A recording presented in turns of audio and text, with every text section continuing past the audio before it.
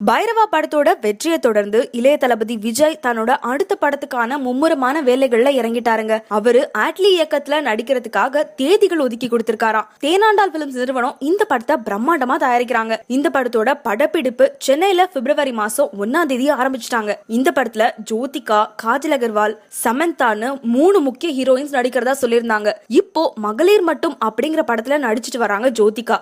அவங்க விஜய் படத்துல இருந்து விலகிக்கிறதா தகவல் ஒண்ணு கொடுத்து இருக்காங்க. ஏன் திடீர்னு இப்படி ஒரு விலகல் அப்படின்னு கேட்டா அதுக்கு காரணம் ஒன்னு சொல்றாங்க.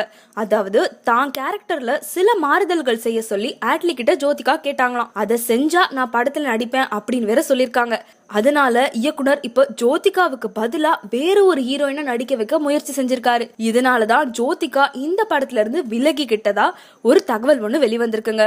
ஜோதிகாவும் விஜயும் 3வது முறையா சேர்ந்து நடிக்க போறாங்க அப்படின்னு ரசிகர்கள்லாம் ரொம்பவே ஆர்வமா இருந்தாங்க. ஆனா இந்த செய்தி ரசிகர்களுக்கு கொஞ்சம் சோகத்தை ஏற்படுத்தியிருக்கு அப்படின்னு தாங்க சொல்லணும். குஷி திருமலையில நடந்த மேஜிக் இந்த படத்துலயும் நடக்கும் அப்படின்னு எதிர்பார்த்துட்டு இருந்தாங்க. இது கண்டிப்பா ரசிகர்களுக்கு ஒரு ஏமாற்றமா தான் இருக்கும். அதை தவிர இந்த படத்துல நிறைய பிளஸ் பாயிண்ட் இருக்குங்க. அதாவது இந்த படத்தோட வசனம் அட்லி எழுதுறாரு. திரைக்கதை பாகுபலியோட கதாசிரியர் விஜேந்திர பிரசாத் எழுதுறாருங்க. இவர் இயக்குனர் ராஜமௌலியோட அப்பா அப்படிங்கிறது நோட் பண்ண வேண்டிய ஒரு விஷயம். சோ விஜய் 61 ரொம்பவே எதிர்பார்க்கப்படுற ஒரு படமா தான் அமைஞ்சிருக்கு. இந்த மாதிரி இன்னும் பல சுவாரஸ்யமான தகவல்கள் நீங்க தெரிஞ்சுக்க மறக்காம நம்ம சேனலுக்கு சப்ஸ்கிரைப் பண்ணுங்க. இந்த வீடியோ உங்களுக்கு பிடிச்சிருந்தா கீழே தெரிய தம்ஸ் அப் பட்டனை மறக்காம அழுத்திடுங்க.